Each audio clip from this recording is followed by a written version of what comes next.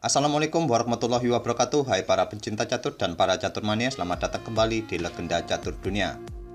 Tadi malam kawan-kawan, Champion Chess Tour Skilling Open sudah memasuki matchday pertama babak knockout atau babak quarter final. 8 pemain yang berhasil lolos pada babak knockout ini adalah Magnus Carlsen, Anish Giri, Levon Aronian, Ian Nepomuk, Wesley So, Temur Rajabov, Maxim Lagrave, dan Hikaru Nakamura. Babak knockout ini berlangsung selama 2 putaran atau 2 hari. Yang tadi malam sudah diawali dengan matchday yang pertama. Dan berikut inilah hasil matchday yang pertama kawan-kawan, di mana Hikaru Nakamura berhasil dikalahkan oleh Maxim Lagrave, Anish Giri berhasil dikalahkan oleh Magnus Carlsen, Ian Nepomuk dikalahkan Levon Aronian, dan Wesley So dikalahkan oleh Temur Rajabov. Tapi mereka yang kalah pada matchday pertama masih mempunyai kesempatan di matchday yang kedua nanti malam kawan-kawan. Di video ini saya akan tampilkan partai atau permainan dari Magnus Carlsen saat berhadapan dengan Anish Giri. Di sini Magnus Carlsen memegang putih mengawali permainan dengan pion D4, kuda F6, balas Giri, pion C4, pion E6, kuda F3, dan pion D5. Kita dapati permainan Queen's Gambit Decline atau Gambit Menteri ditolak. Kuda C3 lanjut Carlsen, gajah B4 lanjut Anish Giri bermain dengan Ragozin Defense. Pion C pukul pion D5, dipukul balik dengan pion E, gajah ke F4 lanjut Magnus Carlsen. Biasanya juga langkah gajah ke petak G5 merupakan langkah yang paling umum di langkah ke-6 oleh putih, tapi Magnus Carlsen memainkan gajahnya ke F4. Anish Giri melanjutkan langkah yang cukup agresif kawan-kawan dengan kuda di E4, menambah tekanan pada kuda C3. Magnus Carlsen membackup-nya dengan beteng di C1, kuda hitam C6, pion E3 lanjut Magnus Carlsen membuka diagonal petak terang bagi gajahnya ke depan, dan pion G5 lanjut Anish Giri. Anish Giri di awal-awal permainan ini kawan-kawan sudah menunjukkan langkah-langkah yang cukup liar, langkah-langkah yang cukup agresif. Gajah pun mundur ke G3. Anish Giri melanjutkan tekanannya di sayap raja dengan pion H5 ingin menjebak gajah. Diantisipasi oleh Carlsen memainkan pion H4. Kuda pun pukul gajah, pion pukul kuda, pion G pukul pion H4. Magnus Carlsen tidak melanjutkan untuk pukul balik pion hitam ini, terlebih dahulu memainkan gajahnya ke B5. Ingin merusak juga struktur pion hitam. Anish Giri membackup-nya dengan menteri di D6 sekaligus memberikan ancaman skak dengan pukul pion di G3. Magnus Carlsen pukul pion H4, menteri ke G3 skak, raja ke F1. Sekarang Magnus Carlsen sudah kehilangan kesempatan untuk rokade. Anish Giri tidak membackup kuda yang ada di C6 ini kawan-kawan, terus memberikan tekanan dengan beteng di G8, memberikan sokongan bagi menterinya untuk pukul pion G2 di backup dengan beteng di G1. Anish Giri pun melanjutkan gajah pukul kuda C3, beteng pukul gajah, gajah hitam ke D7 membackup kudanya yang ada di C6 ini, sehingga nanti kalau dipukul dengan gajah struktur pion tidak akan rusak.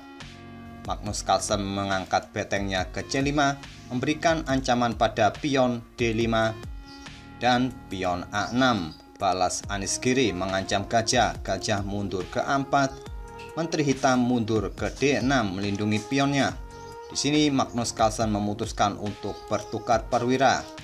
Magnus Carlsen melanjutkan kuda ke E5, menempatkan posisi kuda di petak pusat, petak yang cukup strategis bagi kudanya.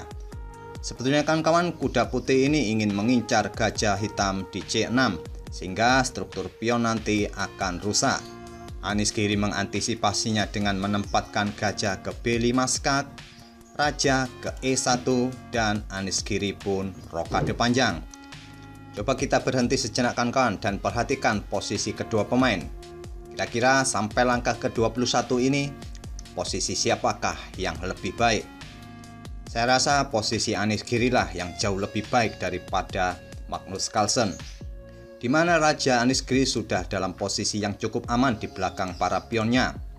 Beteng pun saling terkoneksi, Gajah pun berada dalam posisi yang cukup berbahaya untuk mengontrol diagonal B5 F1. Walaupun di sini Magnus Carlsen mempunyai benteng di lajur C yang semi terbuka serta kuda di petak pusat, namun kedua perwira putih ini untuk sementara tidak bisa melakukan apa-apa. Kita lanjut ke permainan kawan-kawan. Magnus Carlsen melangkahkan rajanya ke D2, tidak memukul pion yang ada di F7 ini. Coba kita lihat kawan-kawan. Langkah kuda pukul pion F7 ini terlihat langkah yang cukup bagus untuk menggarpu menteri serta beteng. Tapi menteri hitam akan berbalik menyerang raja ke G3 skak. Raja ke D2, menteri ke F2 skak. Setelah raja mundur ke C1, menteri akan pukul kuda. Putih akan kehilangan kudanya. Oleh karena itulah kawan-kawan, Magnus Carlsen tidak pukul pion yang ada di F7 ini. Terlebih dahulu mengamankan rajanya ke D2, mencari tempat yang aman di belakang pionnya. Tapi Anish Giri tidak memberikan kesempatan bagi Raja Magnus Carlsen untuk melangkah lebih jauh lagi. Anish Giri menggeser betengnya ke E8, memberi tekanan atau ancaman pada kuda E5. Rencananya simpel, beteng akan pukul kuda, setelah dipukul balik dengan pion, menteri akan pukul beteng putih. Magnus Carlsen mengantisipasi ancaman ini dengan menteri pukul pion H5. Anish Giri mendorong pion F6 mengancam kuda, kuda mundur ke F3, menteri hitam ke G3, bersiap memberikan ancaman skak di peta F2. Magnus Carlsen membalas langkah Anish Giri dengan menteri ke F5 skak, raja ke B8, menteri ke F4.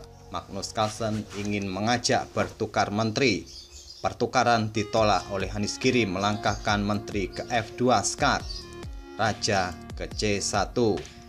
Sebetulnya ini adalah momen-momen kemenangan bagi Anish Giri kawan-kawan, di mana sampai langkah ke-27 ini posisi Anish Giri masih cukup kuat, masih tetap unggul. Tetapi di langkah berikutnya ini kawan-kawan, Anish Giri melewatkan langkah kemenangannya. Dia tidak mengkalkulasi langkah gajah ke E2 ini. Ini adalah langkah terkuat bagi hitam di posisi seperti ini kawan-kawan. Karena ancamannya jelas kawan-kawan, dengan gajah di E2 ini nantinya akan pukul kuda yang ada di F3, selanjutnya menteri akan pukul beteng di G1 ini. Respon terbaik bagi putih adalah menempatkan beteng di C2, namun setelah itu hitam bisa meluncurkan beteng pukul pion G2. Jika putih melanjutkan dengan beteng pukul beteng, hitam tidak perlu melanjutkan pukul balik beteng putih ini kawan-kawan. Hitam tinggal menggeser menteri ke F1 skak, raja ke D2, menteri ke D1 skak, raja ke C3, menteri ke D3 skak, raja ke B4, pion A5 skak. Jika raja pukul pion, menteri hitam tinggal ke peta B5 skak mat, raja ke A4, menteri ke B5 skak, raja ke A3, menteri ke B4 skak mat. Tapi jika di posisi seperti ini, beteng tidak meladeni beteng hitam menggeser mungkin betengnya ke H1, hitam bisa pukul kuda dengan menteri. Menteri pukul menteri, gajah pukul menteri. Hitam pun akan unggul satu perwira yaitu gajah, dan dipastikan hitam akan menang. Sayangnya kawan-kawan, di posisi seperti ini Anish Giri tidak melangkahkan gajahnya ke E2. Anish Giri malah melakukan pertukaran menteri dengan pukul pion E3 skak. Menteri pukul menteri, beteng pukul menteri. Magnus Carlsen kembali menawarkan pertukaran perwira. Beteng pukul beteng skak, kuda pukul beteng, beteng hitam ke G4 menggarpu dua pion putih. Dibalas Magnus Carlsen dengan beteng pukul pion D5, beteng pukul pion H4, beteng putih ke F5 mengancam pion, beteng hitam pukul pion D4, beteng putih pukul pion, beteng hitam ke G4, beteng putih ke F2, gajah ke C6 memberikan tekanan pada pion G2, kuda putih ke F3, gajah maju ke D5, pion A3, pion B5, raja ke D2. Magnus Carlsen ingin mencoba menempatkan posisi rajanya di petak pusat. Begitu juga dengan Anish Giri mengaktifkan raja ke B7. Kuda putih ke E5. Magnus Carlsen mengorbankan pion G2-nya. sehingga terjadi pertukaran beteng dan berharap permainan akan berakhir remis. Tantangan diterima, beteng pukul pion, beteng pukul beteng, gajah pukul beteng, dan pion B4. Lanjut Magnus Carlsen menempatkan dua pionnya di petak gelap. Tidak mungkin lagi bagi gajah hitam memberikan tekanan pada pion putih ini. Inilah rencana Magnus Carlsen untuk mendapatkan remis. Permainan berlanjut dengan pion A5, raja putih ke C3, pion A pukul pion skak, dipukul balik dengan pion raja hitam ke B6, raja putih ke D4, gajah H3, kuda ke D3, raja hitam ke C6, raja putih ke E5, gajah G4, kuda C5, gajah H3, kuda ke B3, raja ke B6, kuda kembali ke C5, raja kembali ke C6, kuda kembali ke B3, raja kembali ke B6. Di sini di langkah ke-50 kawan-kawan terjadi repetition move, otomatis permainan berakhir draw atau remis.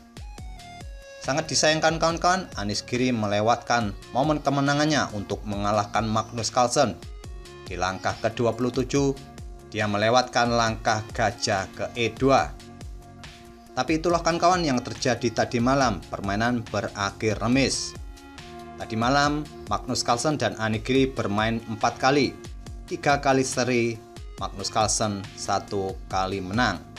Poin pun 2,5 untuk Magnus Carlsen dan 1,5 untuk Anish Giri.